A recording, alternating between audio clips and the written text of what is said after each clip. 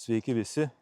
Nesenai išleistai DJI Osmo 360 kamerai DJI papildomai išleido ir tokią rankeną, selfie lazdą, kuri vienu metu gali valdyti jūsų kamerą, įjungti, išjungti, pradėti įrašą, vienos linzės režime keisti kamerą, tarkim, ar į jūs, ar nuo jūsų filmuoti. Taigi pademonstruosiu. Šita kamera išsitempia iki 90, tai yra ne kamera, lazda, išsitempia iki 90 cm. Pati kamera tvirtinasi taip. Čia yra 4 kontaktai. Čia yra 4 kontaktai. Šitų liežuvėlių pagalba kamera prisitvirtina puikiai. Papildomai čia dar yra magnetai. Ir, tarkim, norime kažką filmuoti, mums pilnai pakanka vienos rankos. Įjungiame pačią lazdą ir spaudžiame įrašą. Man atrodo, jo, važiuojam, viskas filmuojam 360 laipsnių kampu, vadinasi panoraminis režimas, ir pafilmavom, išjungiam, kamera, tarkim, išsijungia, nereikia sutraukinėti arba siekti kitą ranką. Toliau galima padaryti tą patį lygiai ir vienos kameros režime. Tai būtų single lens mode. Tarkim, single lens mode matote, čia yra mygtukas, jį nuspaudžiame, palenkiame kamerą į save ir tada filmuosime kaip įprastom tom kamerom plokščiam režime. Spaudžiame greito paleidimo knopkę, kaip minėjau anam video, šitą ir pradedame filmuoti. Kamera filmuoja į mus. Tarkim, norime perjungti priekinę kamerą, paspaudžiame vėl tą pačią knopkę, perjungia į priekį ir vėl grįžtame į save. Tai va, toks patogumas. Vėlgi šituo įrašo mygtuku išjungiame įrašą ir kamera išsijungia per 3 sekundės, jeigu kažko kito nedarome. Taigi va, kaip rodžiau, paspaudžiate mygtuką, kamera užsifiksuoja, nesilanksto, yra tik dvi padėtis, 180 laipsnių kampas ir čia kažkur tai apie 60 laipsnių. Prašau, reikia sustumėte, tokia biški pati lazda, biški stamboka, bulki, sakykim, vadinasi, kaip čia stamboka tokia. Vienas minusas, kad 360 laipsnių režime rankoje matosi va šita juoda dėmė. Galėjo būti daugiau apvalesnė, kaip kad normalios selfie lazdos. Tarkim, mažiau biški įdėti akumuliatorių ir galbūt būtų viskas gerai. Yra apačioje sriegis 1/4 colio. Tarkim, galime pajungti štatyvą. Prisukam.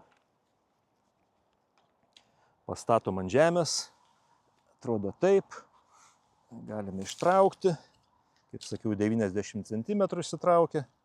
Čia pagrindas nėra labai stabilus. Nu, maždaug taip. Ir dabar, tarkim, jeigu turėtume distancinio valdymo pultelį, galite iš čionai nuspausti įrašą. Aš dabar nuspausiu į 360, kaip sakiau, yra šitas apvalus. Taip, įsijungia ir prašau, aš vaikštau ratu, kažką šneku ir filmuoju. Filmuoju save, paskui programoje DJI Mimo arba DJI Studio aš save iškerpu, trekinu, kaip sakant. Tai va taip, tokia lazda. Turistaujant tikrai gan patogu. Aš, kai esu naudojęs lazdą 360, reikėdavo visą laiką, tarkim, važiuoja autobusu tuo atviru deku, atviru stogu viršui, be stogo, pastoviai sustumti, pastoviai siekti kitą ranką. Dabar čia viskas, prašau, išjungiate, kažką norite pratęsti filmuoti, įjungiate ir filmuojate, kaip niekur nieko. Patogu. Va, kaip matote, ranka biškį neiškirpta, su plonesne lazda tas vaizdas tikrai yra normalesnis, bet patogumas tikrai yra didelis. Nereikia kreipti dėmesio, kiek ten tos batareikos liko, kiek ką. Papildomai labai, sakyčiau, patogus dalykas būtų, jeigu, tarkim, žvejyboje pastatote kamerą, jie jūs filmuoja, ta prasme, ne tai, kas filmuoja, bet įjungiate pre-recorded režimą. Jisai veikia kokiu būdu.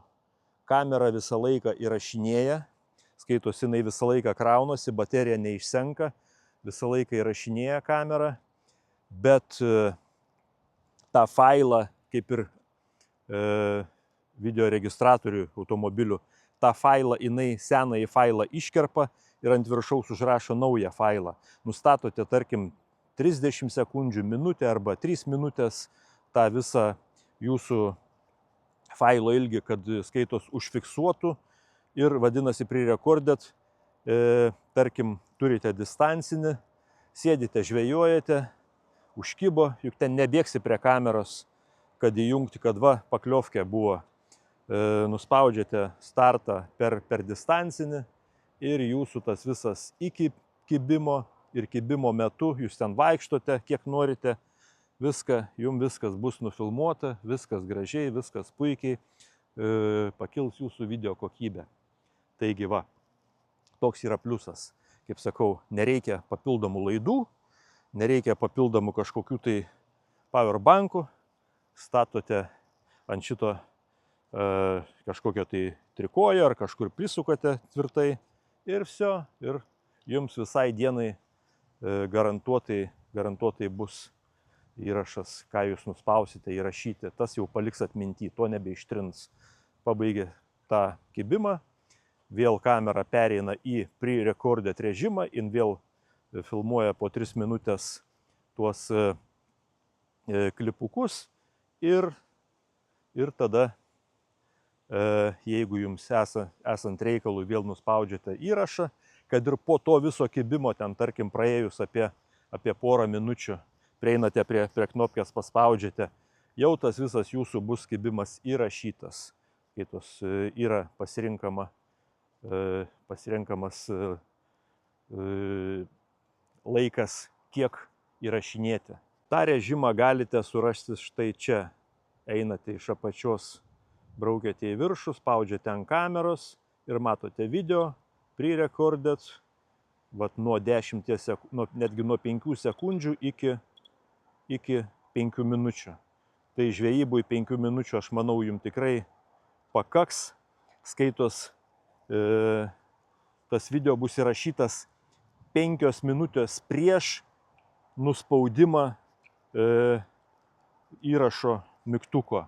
Taigi galite ten tą žuvį išsitraukti, jeigu ten nebanginis, spėti ateiti prie kameros, tada nuspausti ir viskas jūsų bus 360 laipsnių panoramoje, viskas bus jums įrašyta.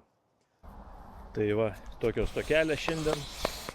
Ačiū visiems už dėmesį ir iki kitų kartų. Ate.